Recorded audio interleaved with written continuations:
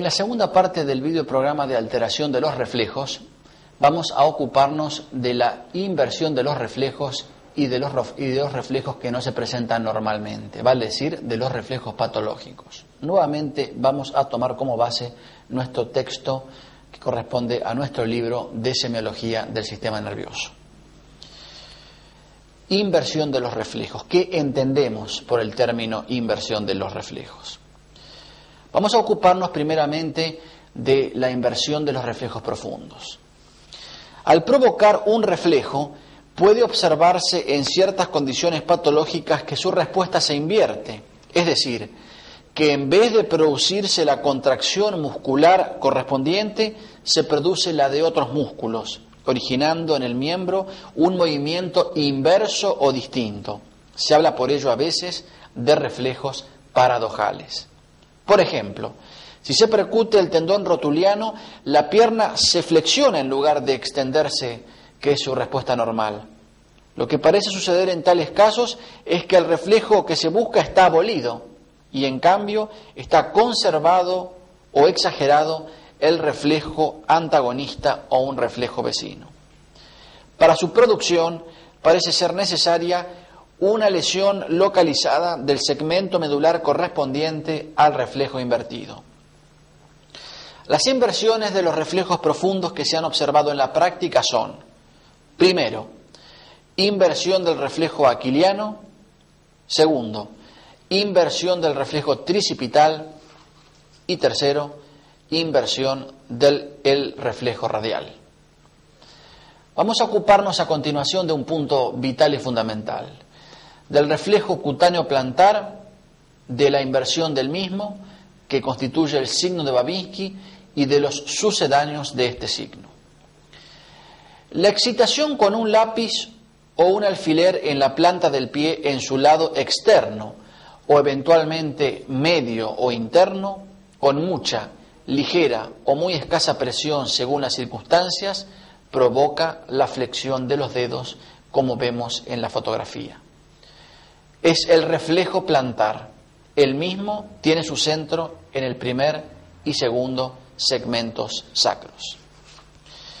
Pero en ciertas condiciones, en lugar de producirse la flexión de los dedos del pie, se produce la extensión del dedo gordo y la flexión de los demás, o bien estos se abren en abanico, como vemos en la foto.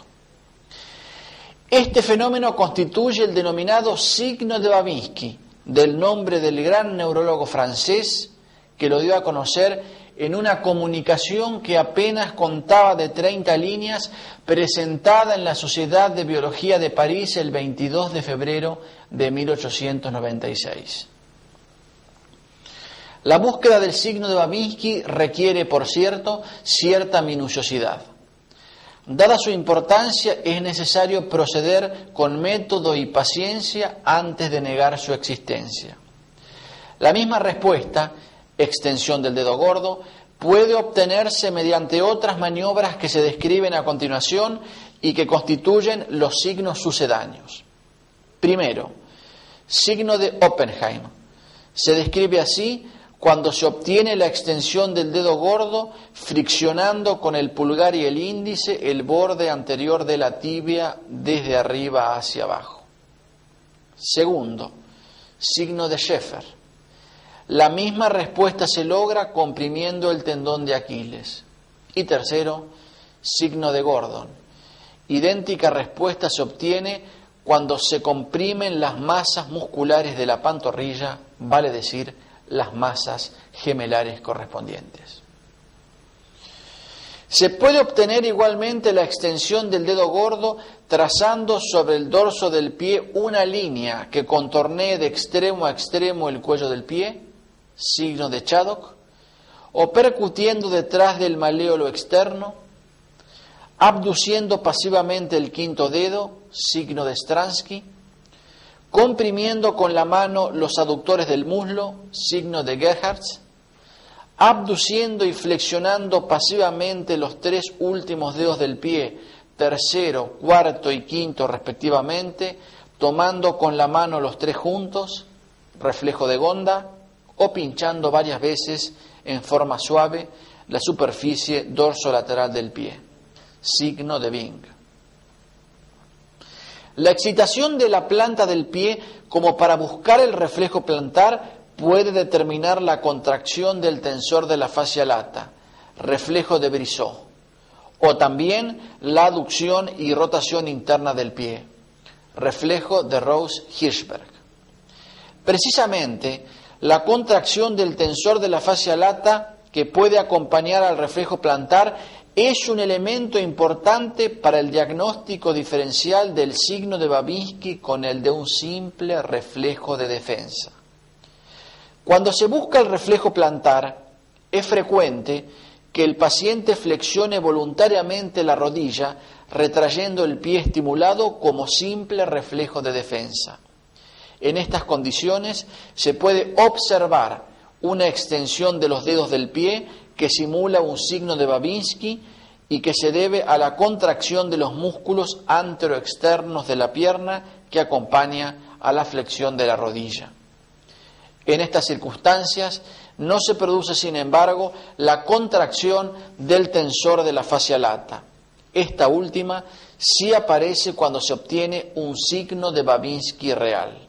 Es útil entonces palpar la cara anteroexterna del muslo cuando se toma el reflejo cutáneo plantar.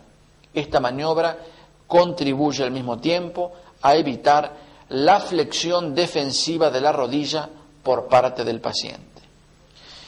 Pero, ¿cuál es el significado fisiopatológico que le damos al signo de Babinski? Se considera el signo de Babinski como un fenómeno emparentado con los reflejos de automatismo medular. Su existencia normal en los niños en los primeros años de vida, 1 y 2 años, cuando aún la vía piramidal no se ha mielinizado, y su presencia patológica toda vez que hay una lesión de la vía piramidal, se insiste, su presencia patológica toda vez que hay una lesión de la vía piramidal, indica que se trata de un reflejo de origen espinal inhibido normalmente por acción piramidal. En casos de alteración de la vía piramidal, el reflejo no solo es muy intenso, sino que también es provocado aún desde zonas vecinas del lugar en que habitualmente es despertado. La identificación del signo de Babinski debe ser sumamente cuidadosa. En primer lugar, no debe confundirse con un movimiento atetósico del dedo gordo. La diferenciación es fácil, pues el dedo atetósico se mueve espontáneamente. Basta, pues, con mirar antes de hacer la excitación de la planta del pie. No debe confundirse tampoco con el pseudosigno de Babinski que se encuentra en los estados de hiperexcitabilidad neuromuscular, como mencionamos anteriormente. En estos casos, el movimiento de extensión del dedo gordo se hace con rapidez y se acompaña de una retracción del miembro, no habiendo, como ya se dijo, contracción del tensor de la fascia lata.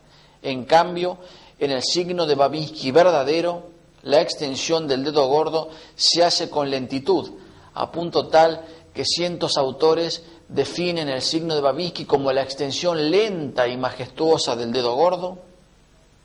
En el signo de Babinski verdadero se insiste, la extensión del dedo gordo se hace con lentitud asociada a la contracción del tensor de la fascia lata. Es importante establecer asimismo que en caso de parálisis de los músculos flexores cortos de los dedos del pie, consecuencia quizás de una lesión de la segunda neurona motora, como ocurre en la poliomielitis anterior aguda, se insiste, en caso de parálisis de los músculos flexores cortos de los dedos del pie, puede obtenerse también una respuesta en extensión. Inversión del reflejo plantar de causa periférica, denominándose pseudo-Babinski periférico, que como dijimos puede obedecer, entre otras afecciones, a una poliomielitis aguda. Por último, la anestesia de la planta del pie puede impedir tanto la respuesta refleja en flexión como en extensión. Adquiere valor en este caso la búsqueda de los sucedáneos. Ya se ha consignado que el signo de Babinski puede observarse normalmente en los niños hasta los 2 años de edad, aunque en general se halla presente hasta que el niño camina bien. Su presencia se atribuye en estos casos a la falta de desarrollo completo, es decir, a la falta de mielinización de los haces piramidales. El valor de este signo, excluidas todas las causas de error en su identificación, es de primer orden, pues indica cuando es constante que existe una alteración orgánica de la vía piramidal como ya se esbozó. Por ello, su observación constante y permanente, vale decir, todas las veces que se lo busca cuidando de no agotar el reflejo, permite afirmar la existencia de una lesión piramidal. En este caso, puede ir acompañado de sus sucedáneos y de exageración de los reflejos profundos. En casos de intensa lesión piramidal, el signo de Babinski puede presentarse a veces como una serie rítmica de movimientos clónicos de flexión dorsal. Es menester, sin embargo, tener en cuenta que una simple irritación de la vía piramidal, por ejemplo a nivel de la corteza rolándica, puede dar lugar al signo de Babinski, pero en este caso su comprobación es transitoria. Con este carácter se lo observa en el curso de la crisis de epilepsia o de convulsiones epileptiformes y también durante algunas horas después de pasada la misma. De este punto ya nos hemos ocupado en el videoprograma que tenemos grabado de convulsiones. En cambio, decíamos en su oportunidad también, no se comprueba el signo de Babinski en las crisis pseudoconvulsivas de la histeria, lo que es muy importante para el diagnóstico diferencial. También se lo comprueba con carácter transitorio en las intoxicaciones barbitúricas y alcohólicas, en la fase de apnea de la respiración de Cheyne-Stokes y en la intoxicación aguda por quinidina. La causa probable en estos casos es la anoxia cortical en la zona motora. Igualmente puede comprobarse en la hemorragia meningia y en las meningitis agudas, en la migraña hemiparética y en los comas hepático, urémico, hiper e hipoglucémico. En suma, el signo de Babinski y sus sucedáneos traducen una perturbación orgánica de la función de la vía piramidal y constituyen, con la paresioplejía y la hiperreflexia profunda, los elementos más significativos del denominado piramidalismo. Es importante consignar que la esclerosis lateral amiotrófica, a pesar de la intensa esclerosis de los haces piramidales, el signo de Babinski falta con mucha frecuencia sin que nadie haya podido explicar esto a ciencia cierta. En la enfermedad de Friedreich existe el signo de Babinski asociado a reflexia profunda por compromiso radículo cordonal posterior. Vamos a ocuparnos, por último, en cuarto término, de los reflejos patológicos, vale decir, de reflejos que no se presentan en los individuos en condiciones normales. Ante todo, estudiaremos los reflejos patológicos de los miembros inferiores. Reflejo cuboideo o reflejo cuboideo de Mendel-Bechterew. La respuesta normal consiste en la extensión de los 4 primeros dedos del pie percutiendo la cara dorsal del pie sobre el hueso cuboides. La respuesta patológica consiste en la flexión o flexión plantar de los dedos y se encuentra frecuentemente en las lesiones de la piramidal en la médula espinal inferior, donde suele ser precoz. Otro reflejo a explorar es el reflejo de Rossolimo. La percusión de la cara plantar en la base de los dedos del pie o del talón produce la flexión, vale decir, la flexión plantar de los dedos en casos patológicos. Se observa en lesiones piramidales. En el sujeto normal falta toda respuesta o a lo sumo se produce la extensión de los dedos. Puede verse, sin embargo, como manifestación de hiperexcitabilidad neuromuscular. reflejo de Pucep. La búsqueda del reflejo plantar determina la abducción del quinto dedo del pie. Puede traducir una lesión pirámido extrapiramidal y se describe junto a otros signos y síntomas como característica de enfermedad de Parkinson. Reflejo plantar tónico. Estimulando la planta del pie con un objeto romo, se produce una hiperflexión exagerada de los dedos del pie. Tiene igual significado que el reflejo de prensión forzada, que estudiaremos posteriormente, viéndose en lesiones frontales del lado opuesto a la lesión. Puede ser, no obstante, homolateral a la misma.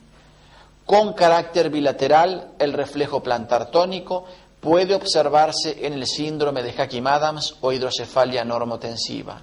En la tomografía computada vemos una imagen correspondiente a un individuo afectado de un síndrome de Hakim-Adams, en donde vemos el crecimiento desmedido del sistema ventricular, de los ventrículos laterales, que contrasta significativamente con la ausencia de cisuras que estén denotando una atrofia cerebral.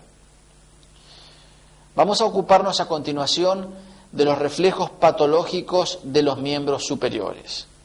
Ante todo, el signo de Hoffman. El signo de Hoffman es un reflejo patológico que puede significar irritación piramidal.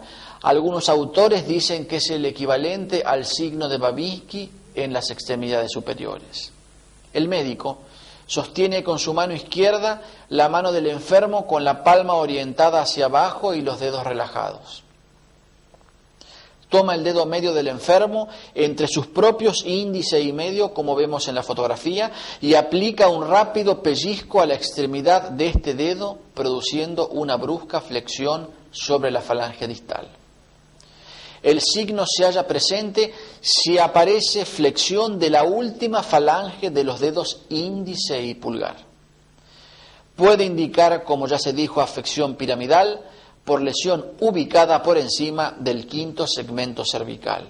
Tiene, pues, se insiste, igual significado que el signo de Babinski y el reflejo de Rossolimo, pero puede verse también en cuadros de hiperexcitabilidad neuromuscular, particularmente en los síndromes de hiperventilación, en donde es dable encontrar un signo de Hoffman bilateral. Otro reflejo interesante a explorar en las extremidades superiores es el reflejo de prensión forzada.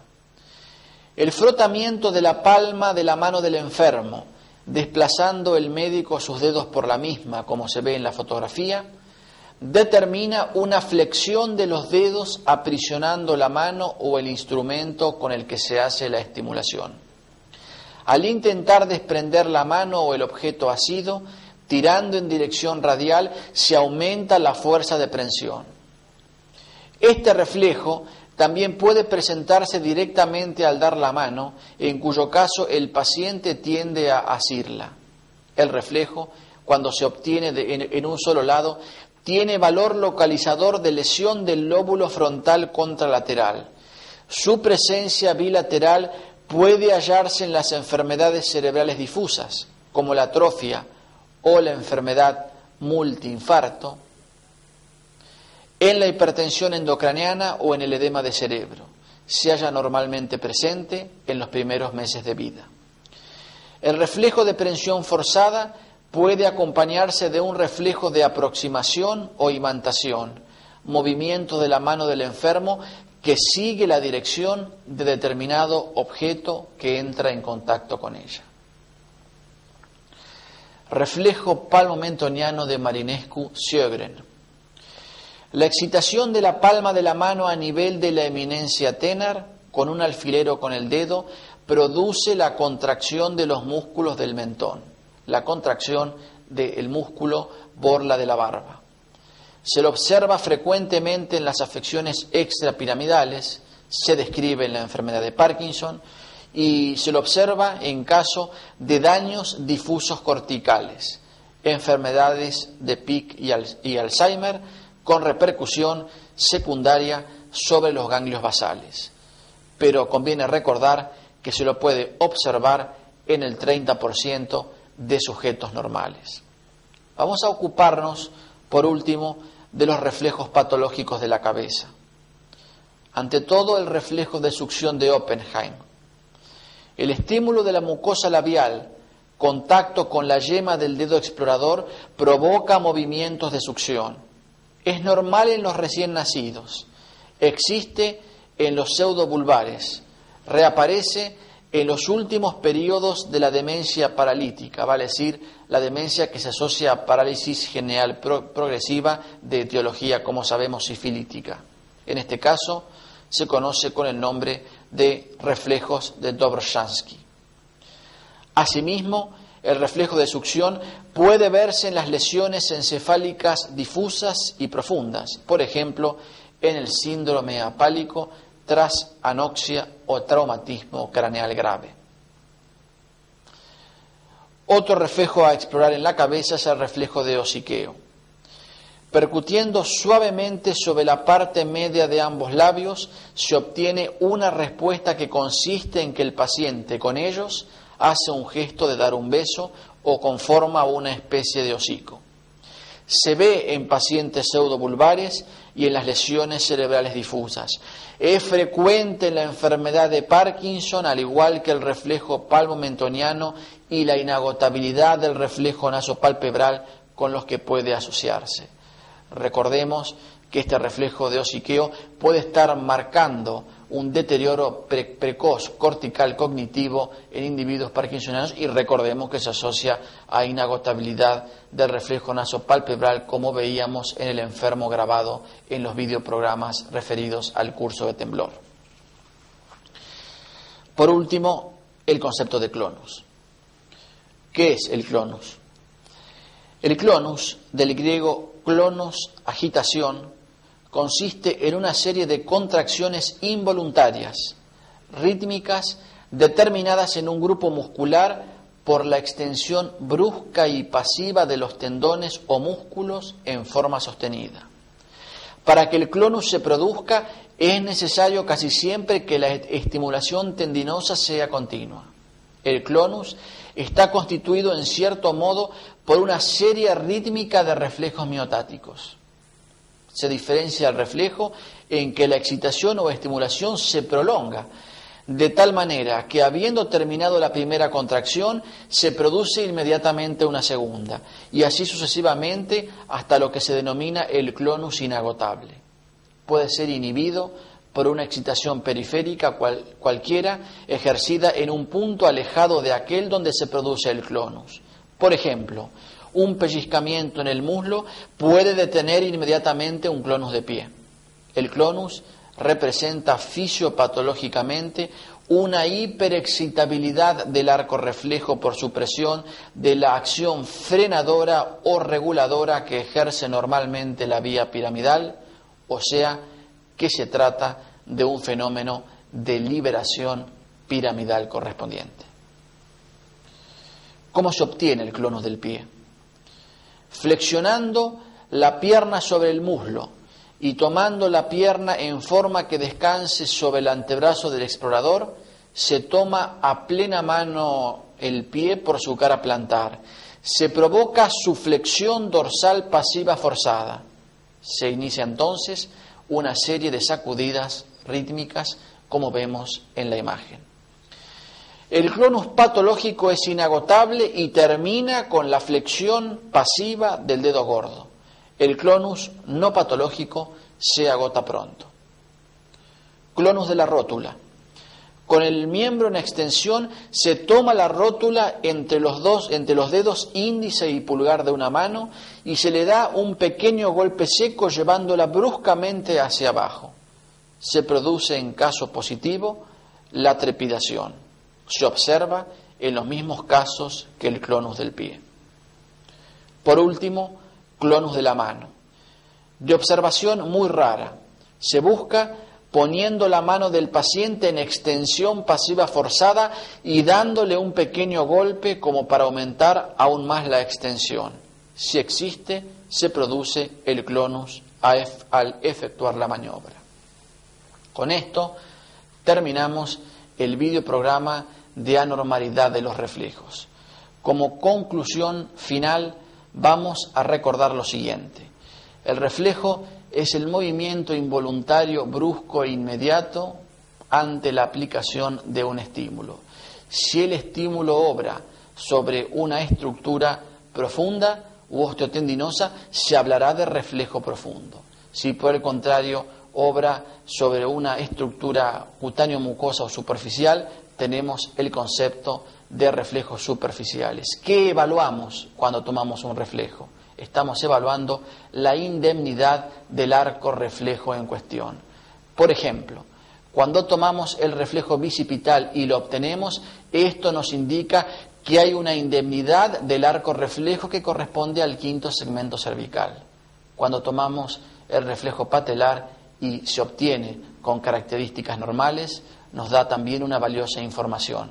Nos informa entonces que hay una indemnidad del arco reflejo correspondiente al tercer y cuarto segmento lumbar. Para eso sirven los reflejos. No hemos estudiado la semiología porque está magistralmente esbozada en el videoprograma de semiología neurológica, en donde se describe la semiotecnia correspondiente. Solamente hemos dado los lineamientos de las alteraciones de los reflejos. Y como leyes fundamentales para no olvidar nunca en la práctica clínica diaria, recordemos que los reflejos profundos exaltados son aquellos cuyos centros están situados por debajo del nivel lesional, correspondiendo a la afectación a una lesión unio bilateral de la vía piramidal, que los reflejos profundos abolidos son aquellos cuyos centros corresponden al segmento medular del arco reflejo involucrado, y finalmente que los reflejos superficiales abolidos son aquellos que están situados por debajo del nivel lesional cuando hay una afectación uni o bilateral de la vía piramidal. Y recordar también que pueden aparecer reflejos que no aparecen en condiciones fisiológicas, y esto hace al concepto de reflejos patológicos. Y finalmente el concepto que hemos dado de clonus. Quiere decir entonces que los reflejos deben explorarse, pero debe hacerse conjuntamente toda una exploración neurológica siguiendo todos los cánones específicos. El estudio de la motilidad, del tono muscular, la ataxia, el trofismo, los reflejos, que fue el tema del día de hoy, la sensibilidad, las funciones mentales superiores, los pares craneanos, las facies, la actitud, el decúbito y el signo de Romberg.